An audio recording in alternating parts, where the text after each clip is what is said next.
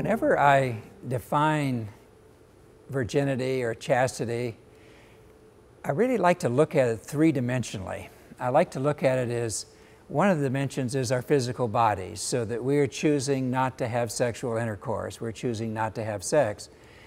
But then I think it's important to look at chastity as a mental thing too, where we're looking at why do we want to be uncontaminated? What is it that's driving us and helping us really think through that we want to follow abstinence as a single person? And what about the heart dimension and yearning for someone to be there for us and to with us for a lifetime together? And so the story I like to tell, because people will say, well, that's a real, and I know it's a complex concept, but I say, you know, chastity isn't really rocket science. I said it comes down simply to being, you know, in a simple way, it's just, I am going to wait for my Adam or my Eve and not have sex with anyone else. Now, I remember more than one of my clients, one of my friends that are trying to sort this out, thought, gosh, with millions of women, they should be able to sample 3 or 4 of them as a guy. Nope.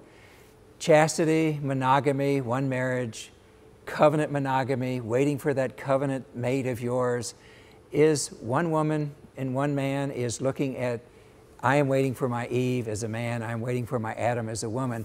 The story I like to give again is that, so Bill is dating Tiffany.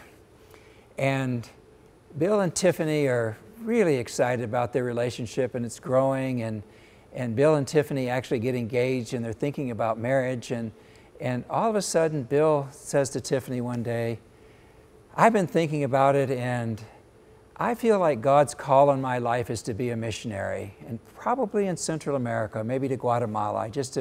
I took a short-term mission trip. I just can't get that out of my heart and my mind. I feel like God's calling me to be a missionary.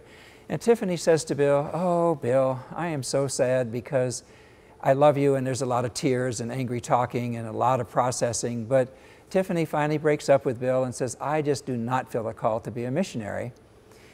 And so Tiffany starts dating Kirk, and Kirk and Tiffany are engaged, and a few weeks before the marriage, before their wedding, as they're thinking through all the logistics and everything in that last month or two, Kirk says to Tiffany, I'm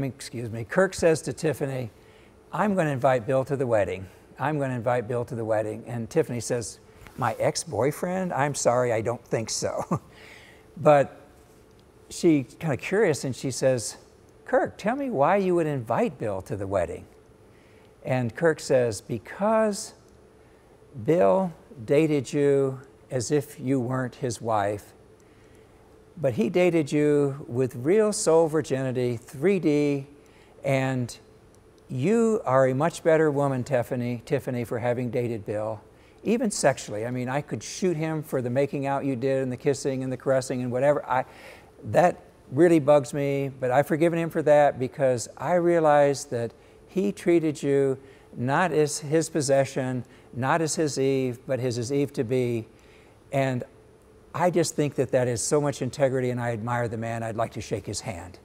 So that to me would be three-dimensional soul virginity, would be the idea that when we're dating someone, we are going to treat them like they're someone else's mate. We're going to treat them the way we would want our mates to be treated if they were dating someone else.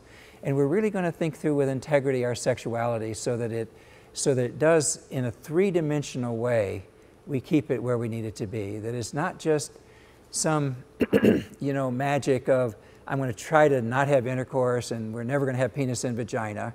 No, I think that's technical virginity. Real three-dimensional soul virginity is we keep our bodies pure, but we also keep in mind the whole concept of mental purity and really honoring someone else's Eve, someone else's Adam.